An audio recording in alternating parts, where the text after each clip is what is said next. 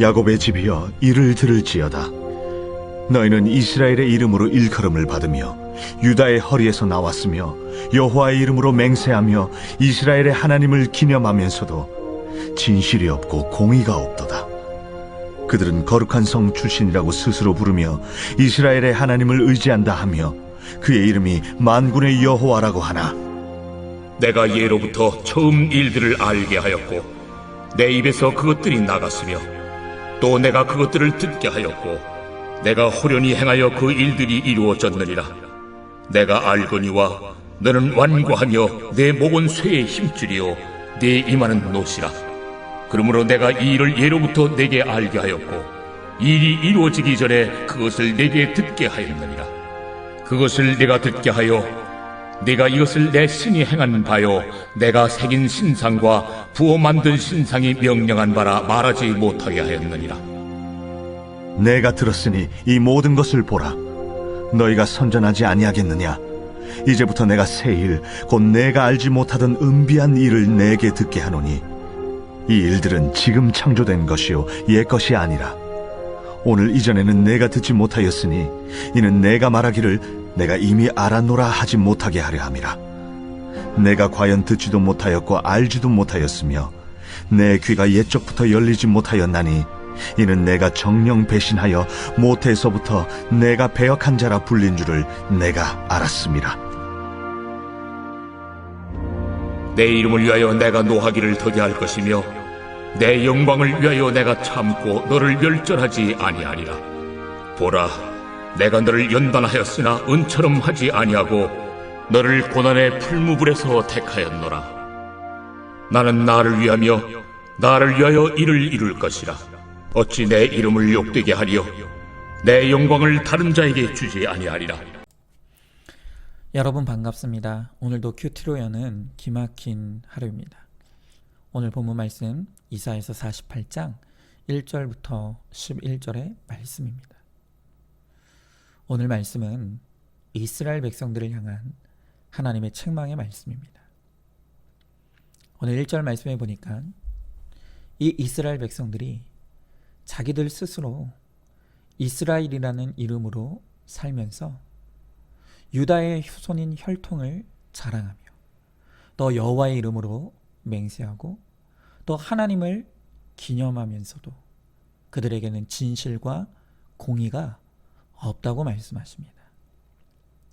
여기 이 진실과 공의가 없다라고 하는 이 말씀을 공동 번역은 마음에 진실도 없고 삶은 삐뚤어져 있다, 이렇게 해석해 놓았습니다. 그렇습니다. 이 이스라엘 백성들은 말끝마다 하나님의 이름을 내세우고 또 우리가 하나님의 자녀라 자처하며 자랑하면서 살면서도 하나님과는 전혀 다른 마음을 품고 전혀 다른 삶을 살면서 죄악 가운데 있더라는 것입니다. 자, 그런데 중요한 것은 무엇인가? 하나님께서 이스라엘에 대해서 진노하신 이유, 진짜 이유는 다른 데 있더라는 것입니다. 여러분, 우리가 하나님을 믿고 구원을 소망할 수 있는 근거가 무엇입니까? 내가 예수 믿고 더 착해져서입니까? 내가 예수 믿고 더 선해져서입니까? 아닙니다. 아예 그런 것이 없다고 할 수는 없겠지만 그럼에도 불구하고 우리는 예수 믿기 전이나 예수 믿은 후나 우리가 고백할 것은 100% 죄인인 것밖에는 고백할 것이 없는 인생들이라는 것입니다. 그럼 100% 죄인인 우리가 구원받을 수 있는 것은 전적으로 나 같은 죄인을 용납하시는 하나님의 은혜와 사랑 때문입니다. 여기에 다른 어떤 이유도 덧붙여서는 안 됩니다.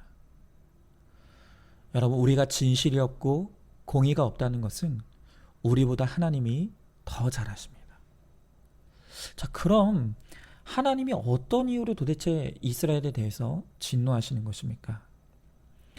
하나님이 진노하시는 진짜 이유는 그들이 그렇게 마음에 진실도 없고 삶이 삐뚤어져 있음에도 불구하고 자신을 스스로 생각하기를 거룩한 자라고 생각하는 착각에 빠져서 회개하는 마음을 상실했기 때문이라는 것입니다. 여러분, 하나님의 진노의 본질은 죄보다 죄를 죄로 여기지 않고 회개하지 않는 바로 그 상실한 마음이 하나님의 진노의 본질이라는 것입니다. 하나님은 그런 이스라엘의 모습을 4절에서 표현하시기를 너는 완고하며 내 목은 쇠의 힘줄이고 내 이마는 노시라 그랬습니다. 여러분, 이 말을 한마디로 표현하면 이스라엘은 철면피라는 것입니다. 이 철면피의 사전적인 의미가요, 철로 만든 것처럼 두꺼운 낙가죽이라는 뜻이래요. 그래서 염치가 없고 뻔뻔스러운 사람을 이루는 말이라고 합니다. 정말 오늘 말씀 그대로 이스라엘은 철면피입니다. 이 철면피라는 단어를 보니까 생각나는 것이 있습니다. 제가 예전에 우리 교회 이제 목장 개편을 하고 목장 이름을 짓게 되는데 이 목장의 목자님 중에 한 분이 이름 짓는 게 너무 어렵다고, 목사님께서 좀 이름 하나만 좀 한번 지어달라고 하시길래 제가 그 목원들의 면면을 보고 생각났던 단어가 철면피였습니다. 그래서 철면피 목장으로 지으면 어떻겠냐. 그래서 이 목자님은 순종하는 마음으로 목원들에게 목사님이 이 이름을 우리들에게 주셨다라고 했더니, 아니 우리가 죄인이긴 하지만 그 정도는 아니지 않느냐 반발하셨다고 합니다. 그래서 그냥 그 이름은 없었던 일이 되어버렸습니다. 그런데 지금 생각해보니 그 목원님들의 반응이야말로 본인들의 이 철면피가 맞다는 것을 증명하는 반응이 아니었던가, 그런 생각이 듭니다. 여러분, 우리도 마찬가지입니다. 내가 신앙생활하고 그 신앙 연수가 길어지고 심지어 양육과 훈련을 받고 이제는 양육자까지 되다 보니까 그 좋은 포장들에 내가 스스로 거룩한 자라고 생각하는, 나도 속고 남도 속이는 일들이 일어나게 되더라는 것입니다. 이렇게 스스로 거룩한 자라 착각하며 회개를 잃어버린 이스라엘 백성들이 이젠 도저히 스스로 자기 죄를 깨닫지 못하기에 이제 하나님께서 이들을 위해서 하시는 일이 있다고 합니다. 그 일은 바로 새 일을 허락하시는 것입니다. 오늘 6절에 보니까 하나님께서 새 일, 곧 내가 알지 못하던 은비한 일을 내게 듣게 하신다고 말씀하십니다. 그리고 7절에 보니까 이 새 일은 지금 창조된 것이 아니고 옛 것이 아니라고 말씀하십니다. 여러분, 오늘 여기 말씀하시는 새 일, 은비한 일이란 무엇을 의미합니까? 이 말씀을 해석하자면 전에 한 번도 겪어보지 못한 새로운 고난, 바로 이것이 새 일, 은비한 일의 뜻입니다. 이제 하나님께서 그들 스스로 너무나 잘 포장된 모습으로 스스로를 거룩한 자라고 착각하고 회개할 마음을 상실하니 이제 그들을 돌이키고 깨달아 회개시키기 위해서 전혀 새로운 차원의 고난으로 그들을 회개의 자리로 돌이키게 하시겠다고 말씀하시는 것입니다. 여러분, 이제 우리가 구속사의 말씀을 통해 하나님은 고난이라는 통로를 통해 우리 회개를 이루어 가신다는, 또 우리를 거룩과 구원으로 이끌어 가신다는 것을 알게 되었습니다. 그런데 사람이 참 강팍한 것이요, 하나님이 이렇게 깨닫고 회개하라고 보내주시는 고난이 오면 그 고난에 그냥 납작 엎드리면 그것이 가장 쉽고 그 고난이 끝나는 빠른 길인데, 너무 많은 사람들이 그 고난을 자꾸 자기 힘으로 버티려고 한다는 것입니다. 특별히 성품이 좋고 자기 의와 성실이 충만한 사람일수록 자기 한계를 인정하는 것을 너무 어려워합니다. 그리고 끊임없이 고난을 자기의 힘과 기술과 능력으로 넘어서려고 하는 것입니다. 그것은 우리 믿음의 사람들도 마찬가지입니다. 우리가 구속사를 깨달아 간다고 하면서도 현재의 고난에 적응이 되고 익숙해지면 그것 때문에 또 회개가 무뎌져 가는 것을 봅니다. 정말 모든 사람에게는 탁월한 망각의 은사가 있는 것 같습니다. 그런데 여러분, 하나님은 우리보다 더 뛰어난 우리의 양육자이십니다. 우리가 얼마나 즐기고 철면피인 인생인지 우리를 우리보다 더 잘 아시기에 우리를 어떻게 다루어 가셔야 하는지를 하나님은 잘 알고 계십니다. 그래서 이렇게 얼굴에 철판을 깔고 회개를 거절하는 이스라엘 백성들을 위해, 또 우리를 위해 하나님은 더 이상 우리의 성품과 의지로 감당할 수 없는 새 고난을 보내시겠다고 말씀하시는 것입니다. 그리고 현재의 고난에 익숙한 자들을 위해서도 하나님은 옛것이 아닌 지금 창조된 그 새로운 고난으로 그들을 다루어 가시겠다는 것입니다. 바로 제가 그렇지 않습니까?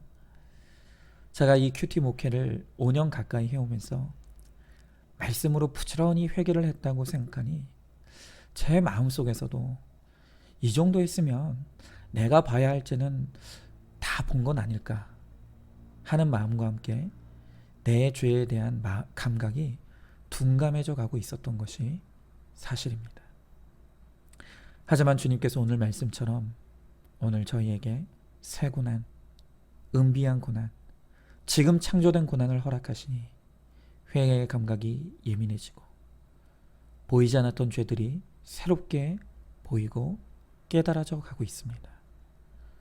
정말 100% 우리의 회개는 100% 죄인인 우리의 회개는 주님이 오시는 날까지 끝이 없나 봅니다.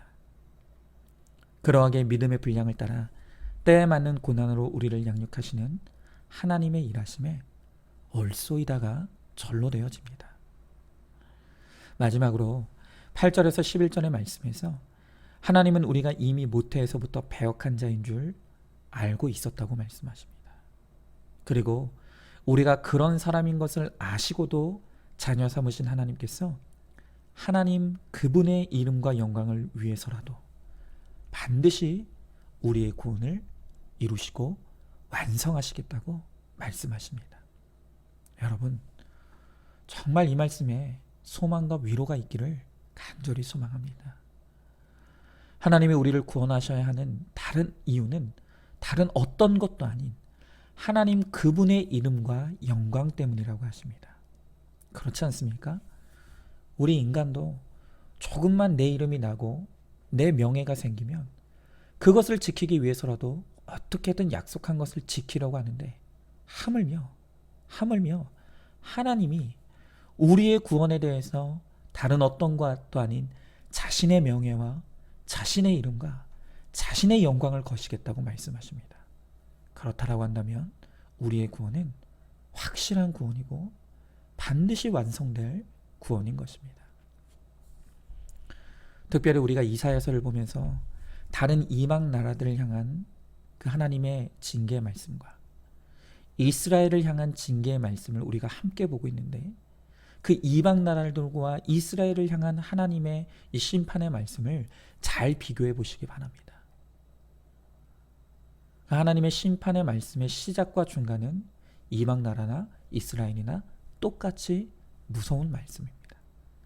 그러나 가만히 보면 이방 나라들에 대한 심판의 말씀은 그 처음과 끝과 중간과 그리고 그 끝도 징계와 심판으로 끝나는 것을 봅니다. 하지만 이스라엘을 향한 하나님의 말씀은 언제나 처음도 무서운 심판일 수 있고 또 중간도 무서운 징계일 수 있지만 그러나 반드시 그 끝에는 회복과 구원에 대한 소망의 말씀으로 늘 언제나 끝맺음을 하시는 것을 봅니다. 왜냐하면 하나님은 그의 택한 자녀들에 대한 소망을 절대 놓으시지 않기 때문입니다. 그리고 반드시 완성하시기 때문입니다. 그리고 우리를 통해서 하나님은 반드시 영광 받으시겠다고 하십니다. 그러하게 고난의 풀무불 가운데 있다 할지라도 오늘 말씀처럼 하나님이 나를 택하셨기에 고난이 고난으로 끝나지 않을 것이라는 것을 믿으시기 바랍니다. 그리고 그 고난 끝에 반드시 우리를 더 거룩하게 하셔서 하나님의 영광을 드러내는 아름다운 사명자로 우뚝 세워주실 것을 믿고 소망하시기 바랍니다. 질문해 보시죠. 내 인생에 고난이 끝이 없다고 불평하고 있지는 않습니까? 그 고난이 있어서 내가 구원의 소망을 품고 살아갈 수 있다는 것을 알고 있습니까? 어떤 문제 앞에서도 내게 소망이 있음을 믿고 담대함과 평안한 가운데 오로지 회개함으로 주님께 나갈 수 있기를 소망합니다. 오늘은 마지막으로 이지혜 사모가 신청한 찬양입니다. 나의 삶의 결이 함께 들으시겠습니다. 오늘도 큐티로 기막힌 하루를 사는 저와 여러분 우리 모두가 되실 수 있기를 주님의 이름으로 축복합니다.